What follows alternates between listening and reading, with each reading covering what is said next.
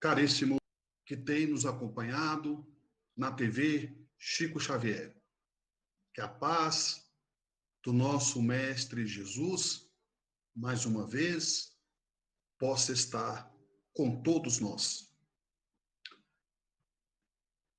João Mateus, distinto pregador da seara espírita cristã, ao completar meio século de existência no corpo físico, depois de orar eternecidamente com os companheiros de ideais na casa de João Mateus, fez um pequeno lanche e, ao deitar-se, João Mateus sonhou.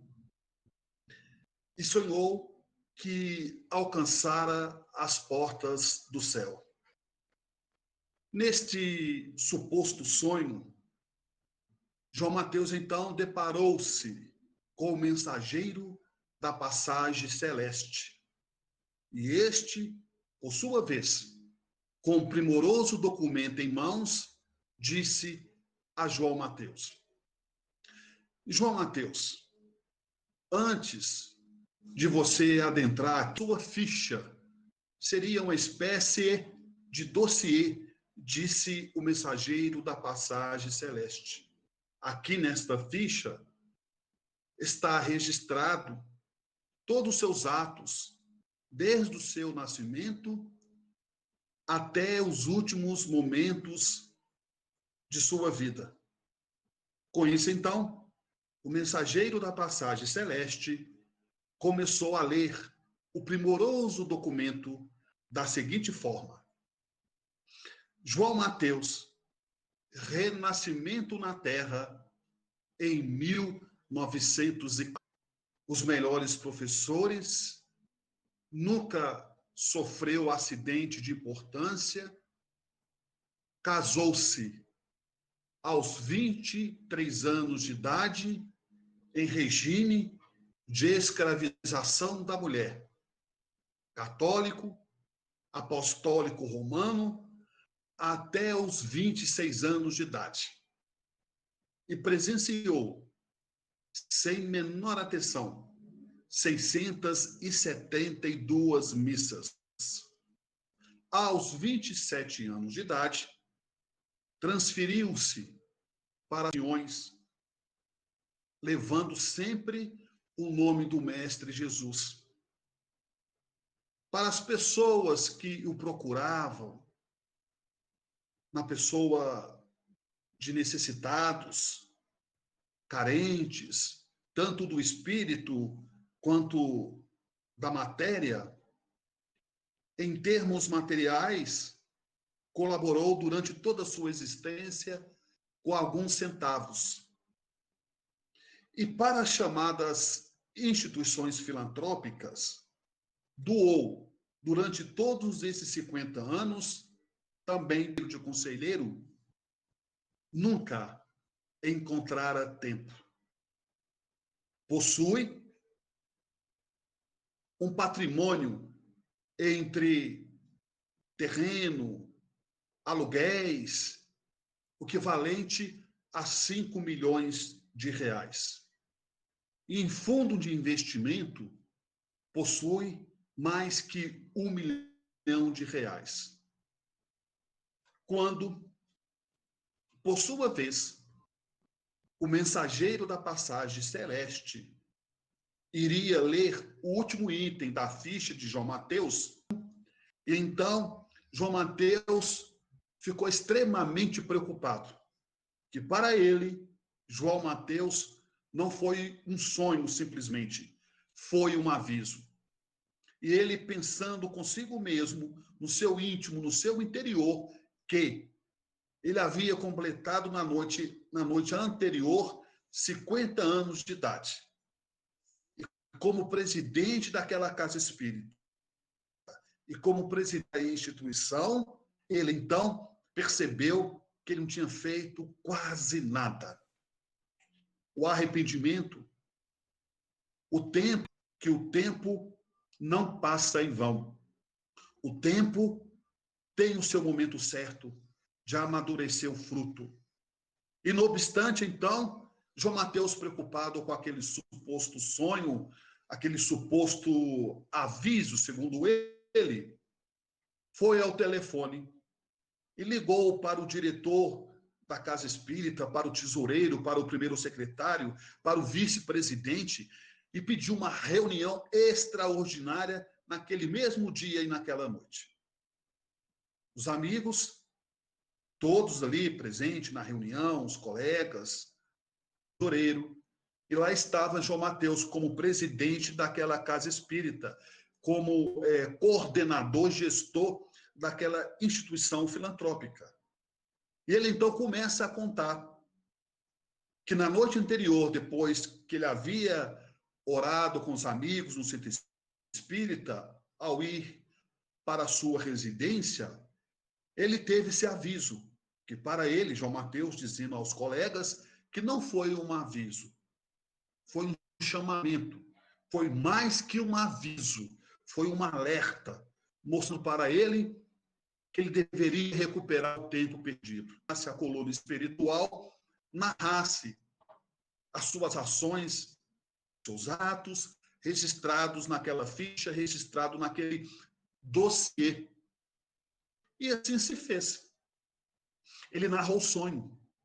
Depois que ele narrou o suposto sonho, ele disse aos companheiros de ideais: amigos, isso para mim, dizia Jesus, não é e não foi um simples sonho.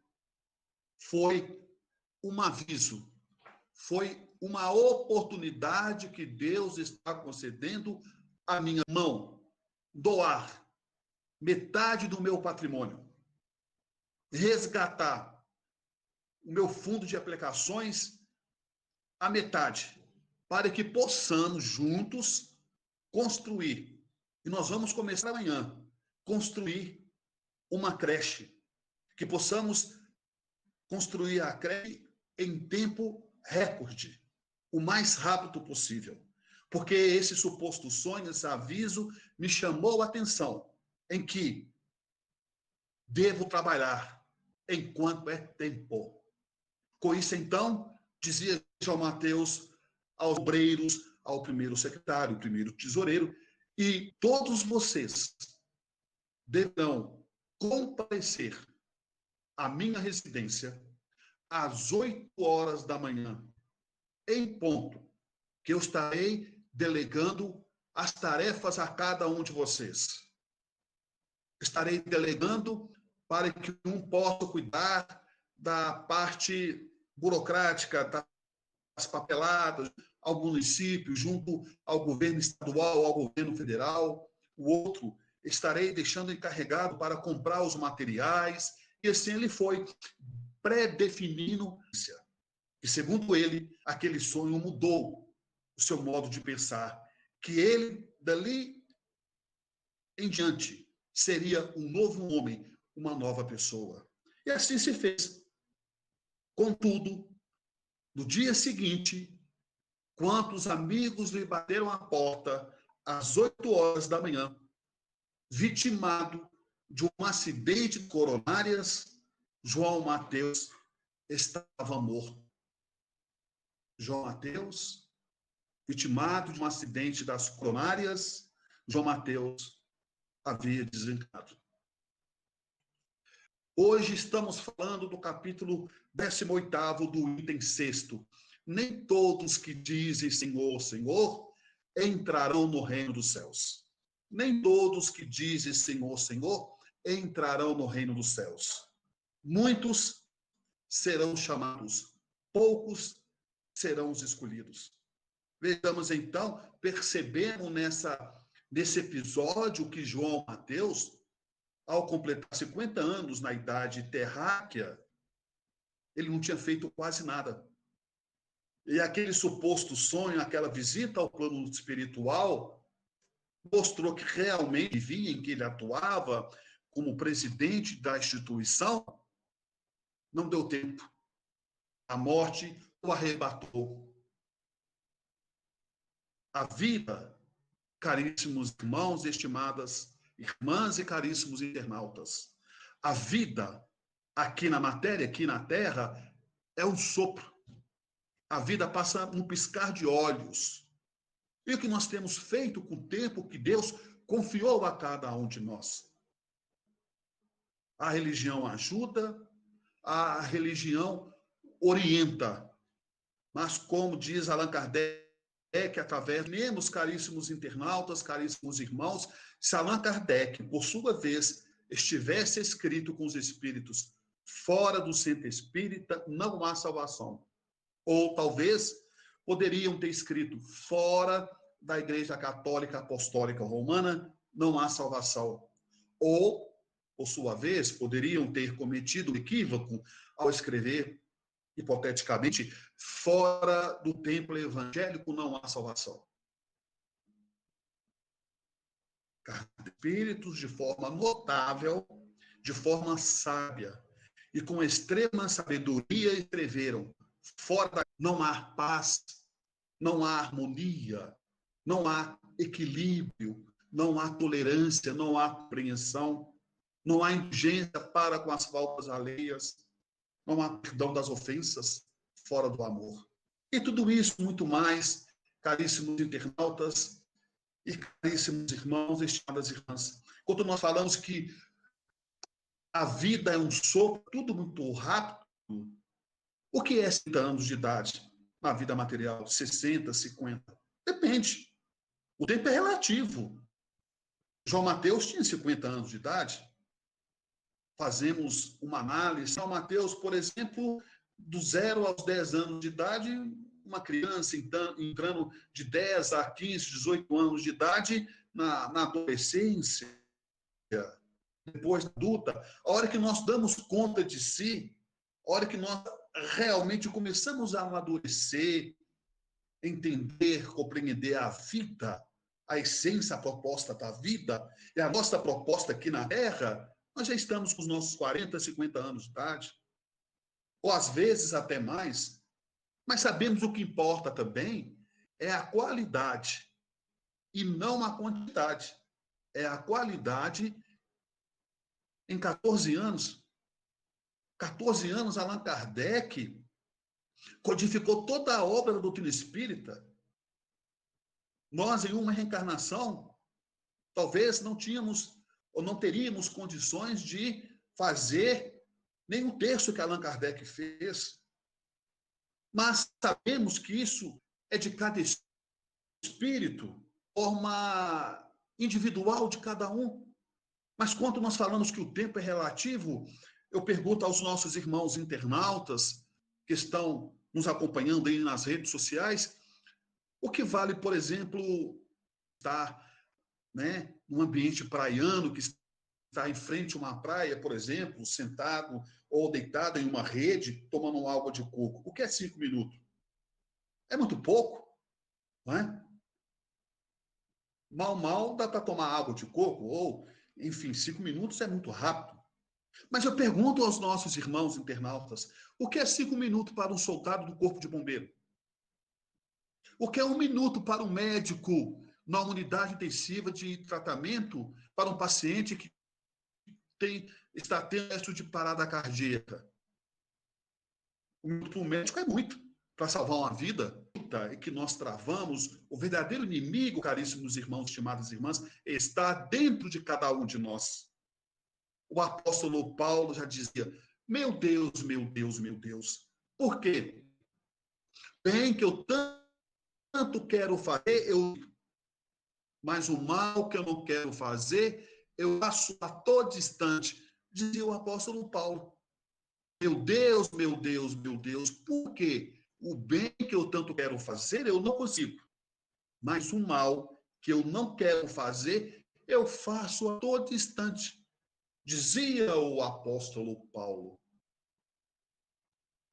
A religião educa. A palavra ajuda. Diz Emmanuel, a palavra ajuda, a palavra auxilia. Mas o exemplo arrasta. O exemplo arrasta. Quantas pessoas se convertem na doutrina espírita pelo exemplo do outro. Quantas pessoas se tornam católicas pelo exemplo do outro? Quantas pessoas se tornam evangélicas pelo exemplo do outro? Embora a palavra nos mostra que temos que dar a caminhada, nós é que temos que dar o passo. A minha felicidade, por exemplo, é uma conquista minha. A minha infelicidade é uma conquista minha. Ninguém poderá ser feliz no meu lugar. Ninguém poderá gozar a felicidade no meu lugar. Por mais que eu esteja feliz, por mais que eu contagiar as pessoas que estão ao meu redor, mas ela é minha. E a minha infelicidade também, embora eu possa contagiar as pessoas, mas ela pertence a mim. Como já dizia Francisco de Assis, é dando que se recebe. É impossível sermos felizes sem proporcionar felicidade aos outros. É impossível sermos felizes sem felicidade.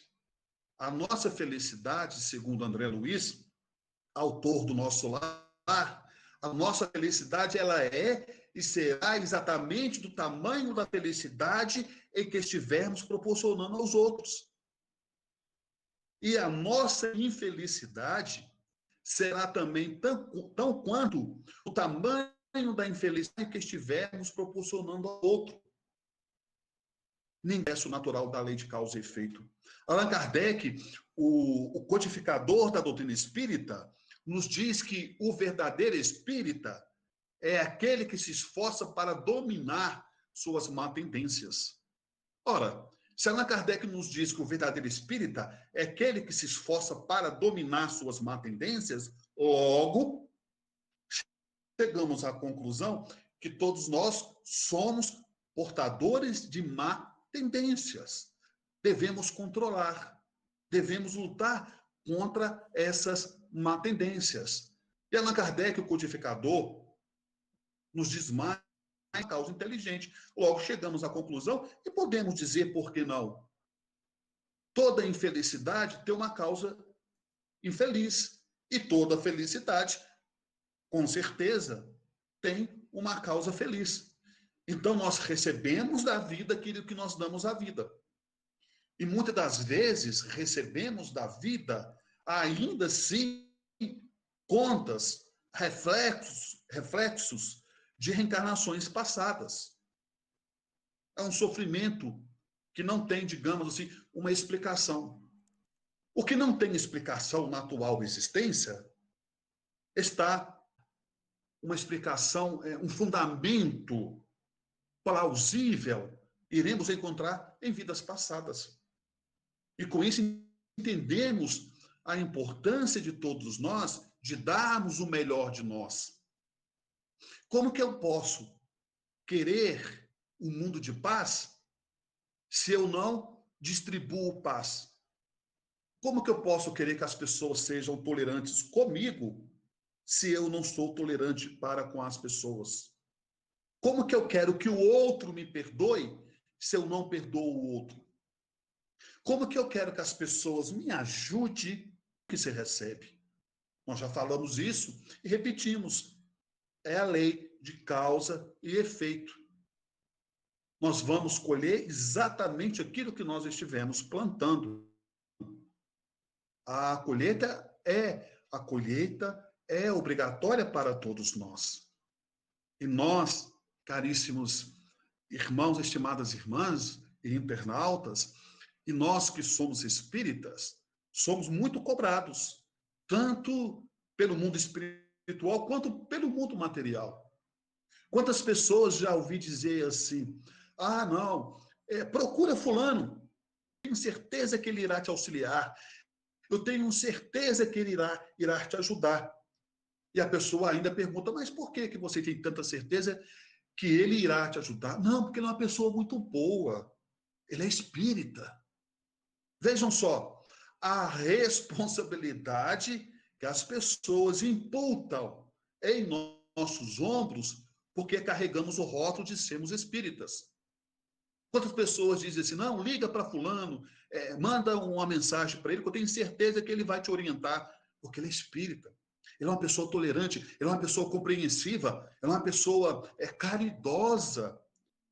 Dessa responsabilidade que as pessoas imputam a nós, o importante é a consciência de cada um de nós.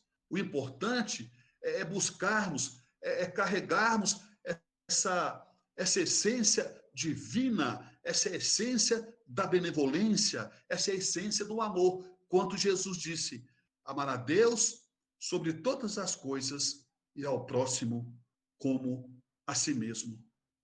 Amar a Deus sobre todas as coisas e ao próximo como a si mesmo.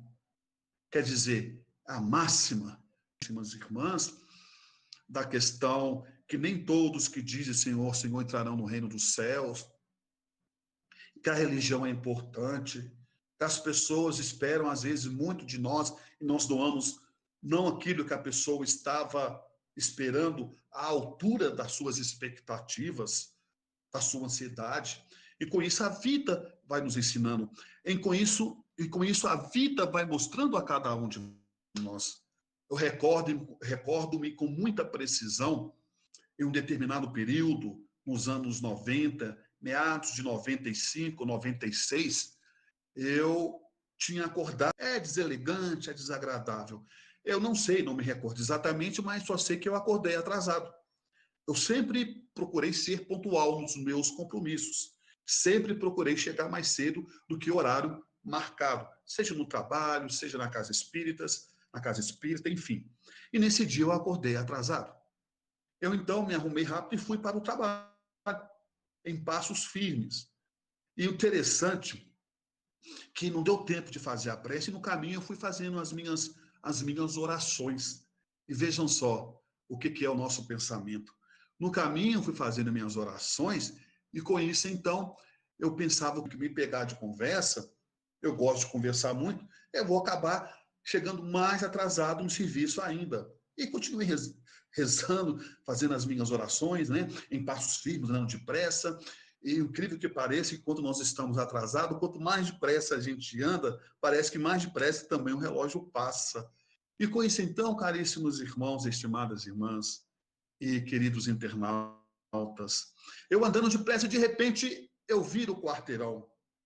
Quando eu viro o quarteirão, a senhora olha para mim, abre os braços e diz assim, Delane, meu amigo, comigo, porque ela conversa muito, ela adora conversar.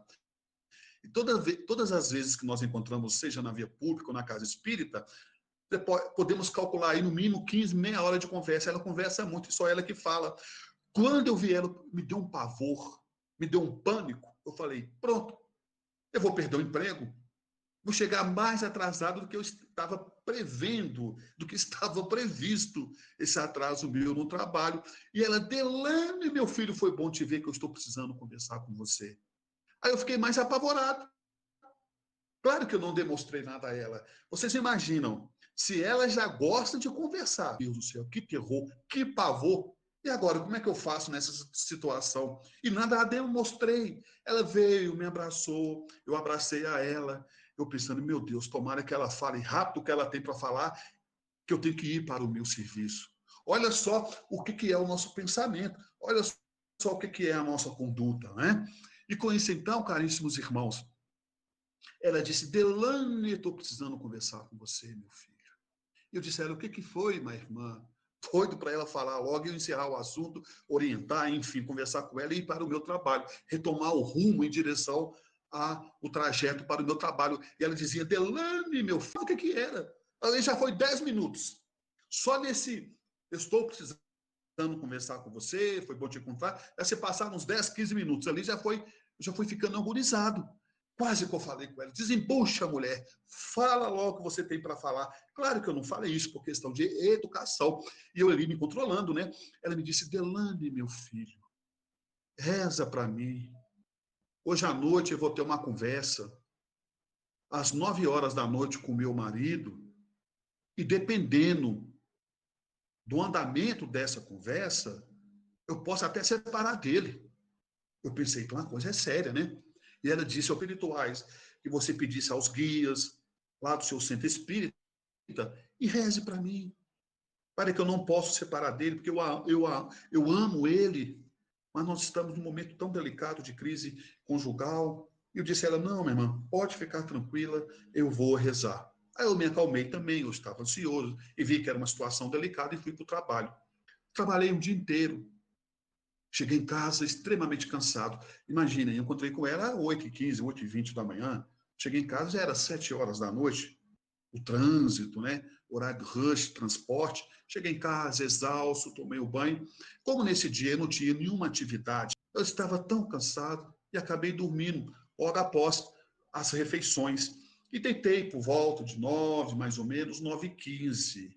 E dormi. Como se diz na gíria, apaguei, desmaiei e dormi. Eu estava dormindo num sono tão gostoso, tão profundo. De repente, minha esposa me acorda. Delane, Delane. Eu acordei meio assustado. Olhei para o relógio, era 10h30 da noite, 10h30, às 22h30. Ela me disse, Delane, tem uma senhora no telefone te chamando, querendo falar com você urgente. Quando minha esposa disse o nome a mim, eu falei assim, meu Deus do céu. É o receioso, todo sem desconcertado, digamos assim.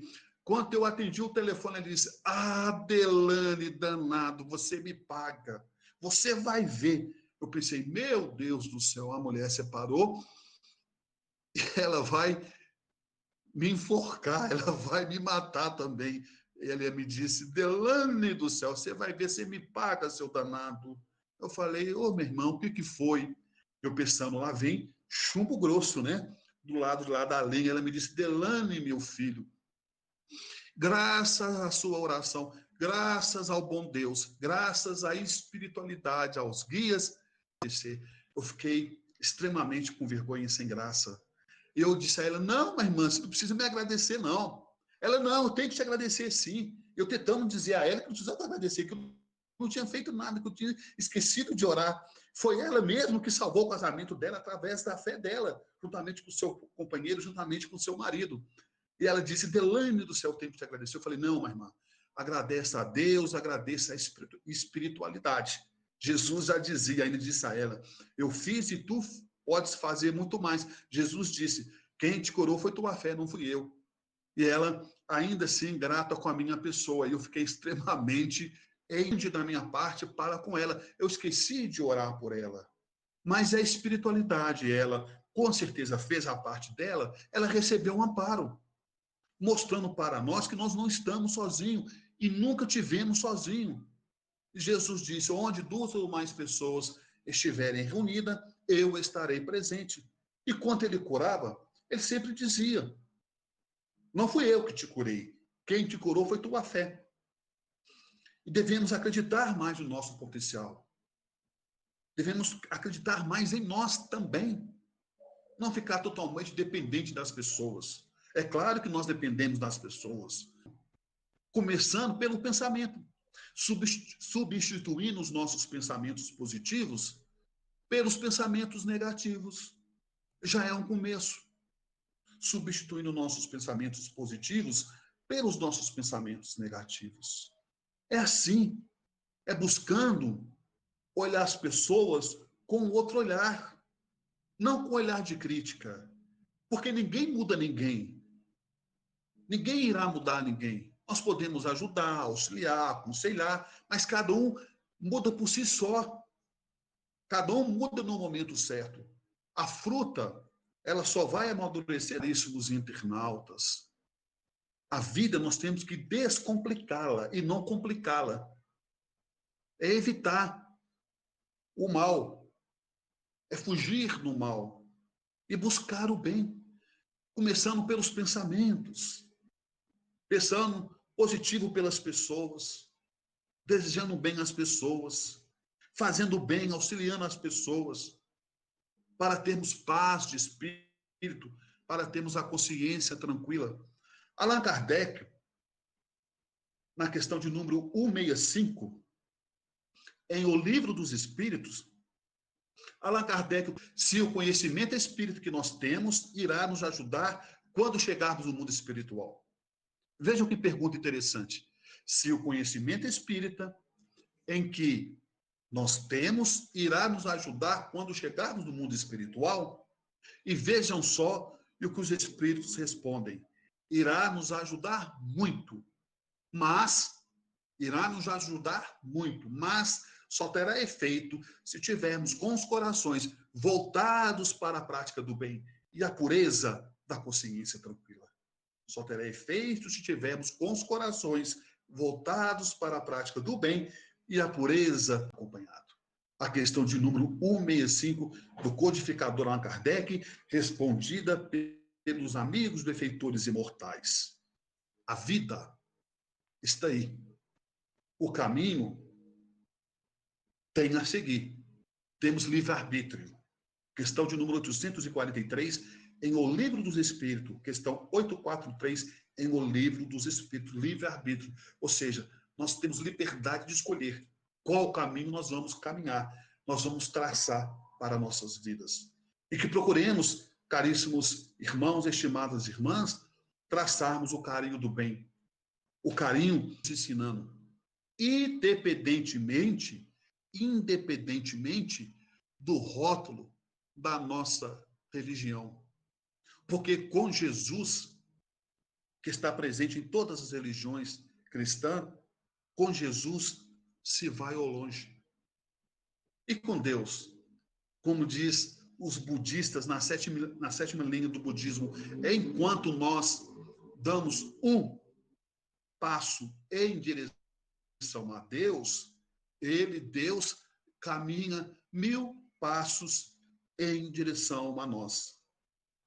Ante qualquer dos próprios erros, ante qualquer dificuldade, cultive o espírito da benevolência e da humildade.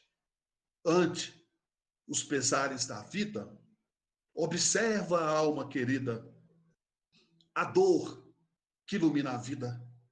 Sob as provas tais quais são, a terra é uma grande escola de que temos usufruto, lembrando enorme instituto de trabalho e de elevação.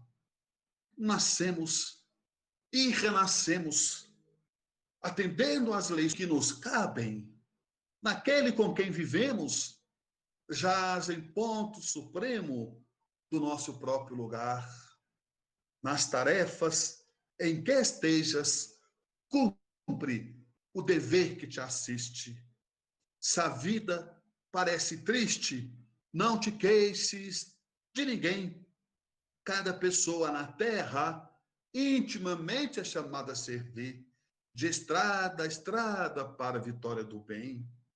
O homem robusto e moço que administra a riqueza, traz por suas vezes rudes, às vezes tem muitas cruzes por dentro do coração. Nunca censures, trabalhe, crê, auxilias e não temas, cada qual guarda problemas, em forma de sombra e de dor. Quem mais serve e mais perdoa é aquele que se renova, vencendo de prova em prova, na grande escola do amor. Que assim seja, Senhor.